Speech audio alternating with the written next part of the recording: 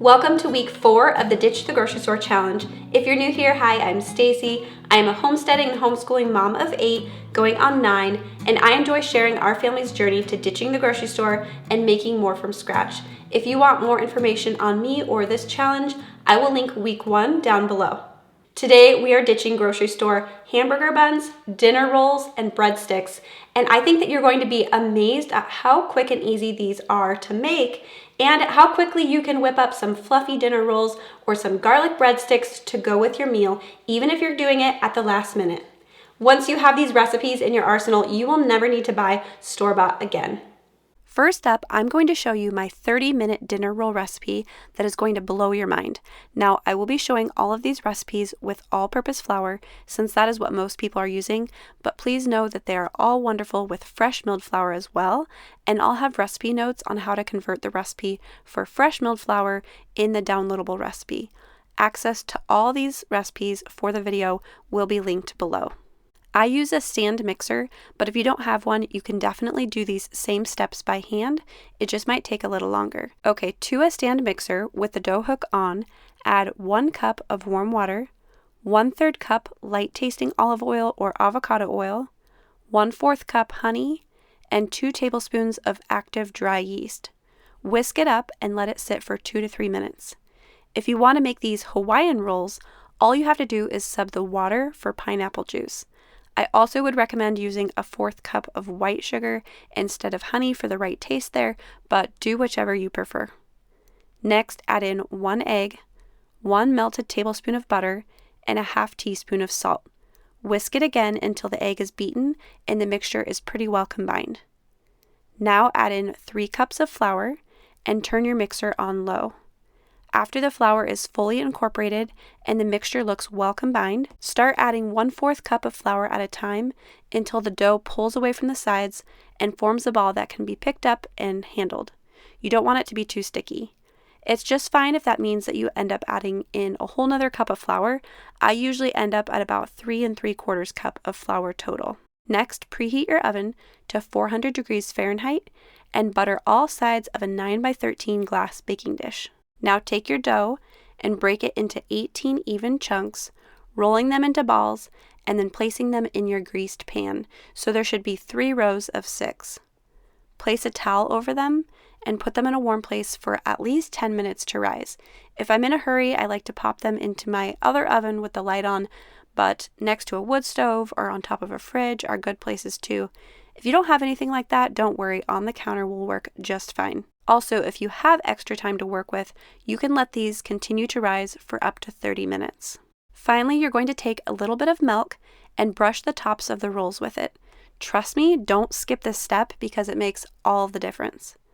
Then bake them for 12 to 15 minutes or until they're nice and brown and look done.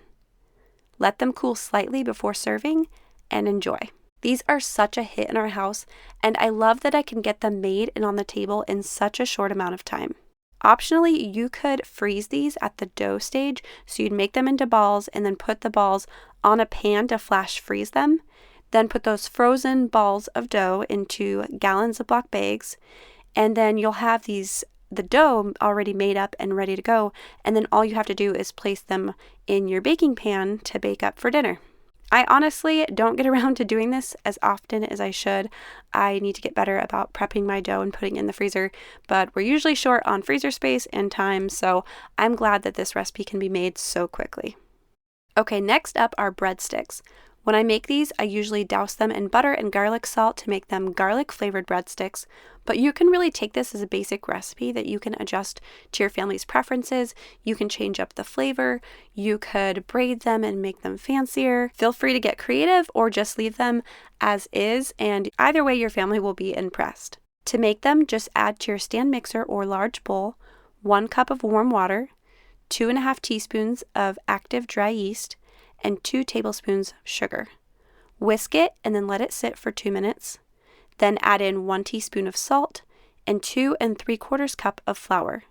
Use the dough hook on your mixer or a wooden spoon to combine the mixture well and form it into a dough. I usually dump the dough onto a floured surface at this point, kneading a bit by hand and mixing in a little bit more flour if needed, just until it's not too sticky to be worked with. Lightly oil your bowl and return the dough ball to your bowl, covering it with a towel and setting it in a warm place to rise. How long I let the dough rise really depends on how long I have to work with. I've even skipped this step completely and gone on straight to the next step, but just know that the texture won't be the same. It will come out more like a flatbread than a fluffy breadstick, but honestly, my family doesn't really seem to care or even notice. It's still delicious either way. Next, roll the dough ball out onto a parchment paper lined baking sheet or a floured countertop if you aren't worried about cutting on your counter. And you're going to roll it out into a large rectangle about the size of a standard cookie sheet. Then just take a pizza cutter and make one horizontal cut all the way across, and then cuts every 2 inches or so all the way down vertically. So you're creating 2 rows of breadsticks. Cover the breadsticks with a towel and let them rise for 10 to 15 minutes while you preheat your oven to 400 degrees Fahrenheit. After your oven is preheated, bake the breadsticks for 10 minutes or until they're starting to brown. After you take them out, rub the warm tops with butter and then season with garlic salt or whatever your family enjoys. We especially love serving these alongside soups and salads. Okay, the last recipe I'm going to share with you today will have your family begging for homemade hamburger buns from here on out. We use them not just for burgers, but for sloppy joes, pulled pork sandwiches, and even just meat and cheese sandwiches instead of sliced bread, and probably other things I'm not thinking of right now. They're soft and airy, but more importantly, they have such a better flavor than store-bought. It's hard to describe, but you just have to try them. These are definitely not as quick to make as the previous 2 recipes. From start to finish, it generally takes me about 4 hours, but I still find that they are very easy to fit making into my day because there isn't a lot of hands-on time. And honestly, you could probably speed up these rising times in a pinch. I'm sure I've done it, and it probably turned out just fine. Also, I'm going to show you the normal amounts that I make for my large family, but if you're not cooking for a crowd or don't feel like freezing the rest, you can definitely half this recipe.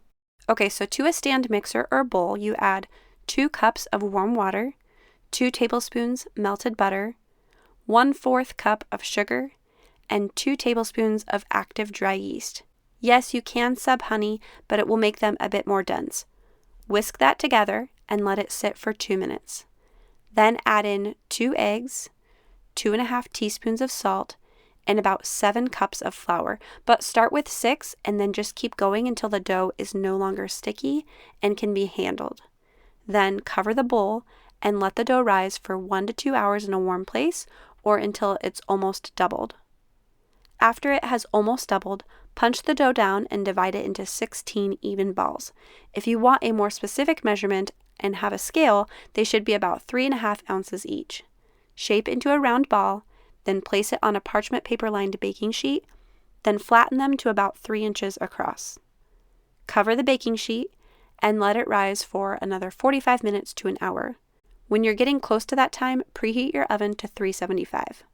Melt 6 tablespoons of butter and brush the tops with half of that amount, and then bake for 15 to 18 minutes or until the tops are golden brown. After you remove the buns, brush them with the remaining butter. As hard as it is, I do recommend that you let the buns cool before slicing into them for the best texture. When you cut into hot bread, it can just make the insides a little bit more gummy and not as fluffy. These buns also freeze well in freezer bags, or for a few days you can store them just wrapped in plastic wrap. Thank you so much for cooking along with me today. I hope that you learned something new and found some new recipes to add to your family favorites. I hope that you'll also join me here on Friday for my regular video. I make videos each week on homemaking, homesteading, and homeschooling. And then join me next Tuesday for week 5 of the Ditch the Grocery Store Challenge.